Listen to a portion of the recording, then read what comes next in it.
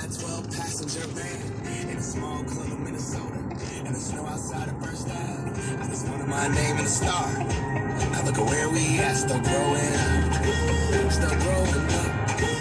I've been laying my bed. What's up, YouTube? It's your boy Jerry coming back at you. Heading on to the gym. It's about 9 o'clock on a Sunday. Had a real good Thanksgiving. Hope you did too. The title of my blog today is You Can Be Your Own Worst Enemy. You know, it's not always somebody out is out to get you. Sometimes the reason why you don't succeed is because you don't succeed. You're afraid to put yourself out there. I mentioned a couple of weeks ago, you know, I'm in a venture right now and it's not looking too good, but I'm gonna keep my head down and keep grinding. And I had a little mini breakthrough. I mean, I got a long way to go. And my plan isn't to be successful next week. And oh yeah, that's another thing. When you try something new, you gotta have an extended plan. See, a lot of people, if they don't see results right away, then they're like, okay, it didn't work. Let's move on to something else. And you can't do that. Success is a marathon. You can't just think you're going to put on some new shoes and sprint to the finish line and then that's it. Like, for example, somebody who's never run track before. You think you're going to get out there on a world stage with people who've dedicated their whole life to doing something and thinking, oh, it looks easy, I can do it, so I'm gonna get out here and I'm gonna be able to compete with these guys. No. First you gotta learn how to crawl and then, you know, stumble to 1 foot and then up to 2 and then kind of waddle along and then kind of find your way. So sometimes you got to get out your own way. You got to get out mentally. You got to be mentally strong. There's so many opportunities out there to do stuff that you want to do, but you're not mentally strong. So just get focused, man. I have a friend right now, and I love him to death. I love him to death. And dang, well, if he sees this, he's gonna know I'm talking about him. I'm not mentioning any names, but he always has the woe is me story. You know, if I had this opportunity right here, I could do this. If I was brought up in a family that had a mom and a dad, I could do this. Dude, you 40 years old now. You're not a kid anymore. I mean, God. So just you know, just stop being your own worst enemy. All right. I answered the blog question. I had on one of my if you ever get around to looking, it's www.successpick.com. Successpick.com. That's my little blog I have. You know, you go on there. Sometimes it just leave me a little question, and when I get around to going in there and you know coming across it, I answer it sometime on my internet page. I still have the same 25, 30 people that you know that send me questions by email to my blog, but I guess you just don't want to ask me on my YouTube. But hey, I'm gonna keep it going. Because apparently people go and get the answers on my YouTube when I tell them to go on there. But a question, and she asked me. She said every year I gain weight and lose weight. How do I do it? Well, as I mentioned before, on one of my videos, I know how to jumpstart my metabolism. And for me, I always start out my first 10 days with South Beach diet. It's a really strict diet, but you can lose 10 pounds in a 2-week period. And you don't starve yourself at all. Matter of fact, you do a lot of eating. It's just you do a lot of lean eating. It cuts out most of the sugars or whatever. And then, like I said, for me and my body, if I take 2 or 3 days where I go really lean, really like low carbs, and then I start eating lean, my body, I don't know, it starts, even at my older age, you know. So the question to your answer is, if you want to try it now, remember, like I said, everybody's different. But if you do want to try it, go on the you can go to a thrift store and buy a used copy of a South Beach Diet book. Cause like I'll tell y'all, and as you know, I'm cheap. I never direct you towards something. I never direct you towards something that costs a lot of money, because the struggle can be real out here. And I'm not trying to high side and blah blah. Everybody's got to start from somewhere. Everybody has to start from somewhere. So if I were you, and it also depends on when you're trying to cut. Like, I hope you ain't trying to cut right now in the middle of winter. Or, a lot of people gonna have that New Year resolution where they're gonna start going to the gym in about in about a month or so, 30 days, and the gym's gonna be really busy.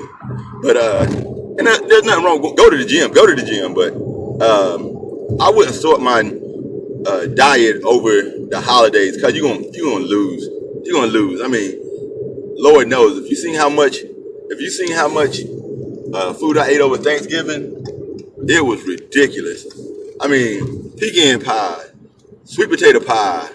Oh, my fault. I was corrected by my wife. Pecan pie. But pecan pie, sweet potato pie.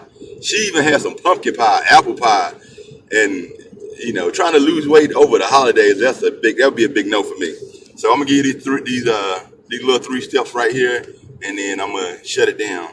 1, don't try to lose weight over the holidays, over the winter when you're gonna eat most. 2, you got to take your carbs way down initially. If you're talking about me. 3, go get you the South Beach Diet and just follow it. And I guess there's a 4th, and cardio, because it always comes down to in versus out. I mean, that's about as simple as it goes. Unless you have like an extreme thyroid problem, which most people do not have, it's in versus out. People like, well, I've been eating a certain way and blah blah blah.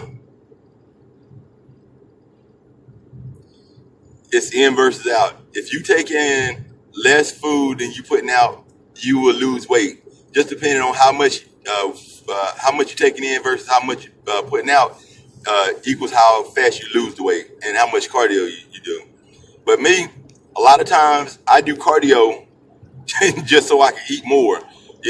Say for example, I wanted to cut on 2,000 calories, right? Well, me, a lot of times I'm like, man, 2,000 calories, man, screw that. I want 2,500 calories. So if I want to be able to eat 2,500 calories, then I eat the 2,500 calories, but I know I got to go lose 500 calories a day. And for me, that's like, 40 minutes on the treadmill if I'm trying to do it that day. But if I'm on a day where I'm like, okay, I don't want to do any cardio, then I'm going to stay on that 2,000 calories.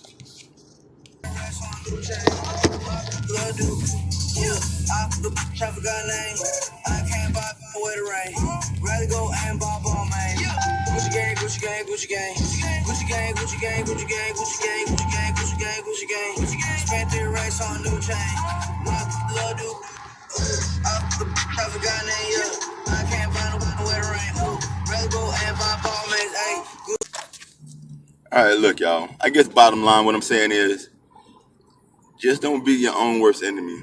You know what? I know you can do anything you want to achieve. You hear people say that, but it's true. It's just a degree of difficulty. If you're trying to do something, if your goal is to lose 3 pounds, well, heck, you can lose that 3 pounds, and that's an easy goal. You basically go for a week where you eat lean, do a little cardio, be active, and you've lost the weight.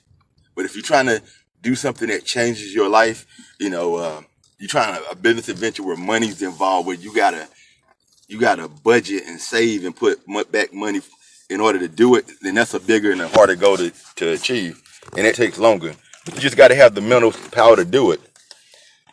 Well, let me see. I'm at my gym, and you see the sign up here that says half price Black Friday sale.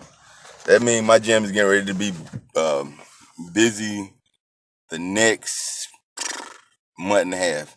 It's getting ready to be crazy. But I can't be mad at anybody who has a goal or who wants to go work out, because being heart healthy is the way to go. All right, I love you. Just get out there, bust your ass. Don't be somebody who discourages themselves from trying to achieve. All right, because good or bad, one day I'm gonna be where I want to be.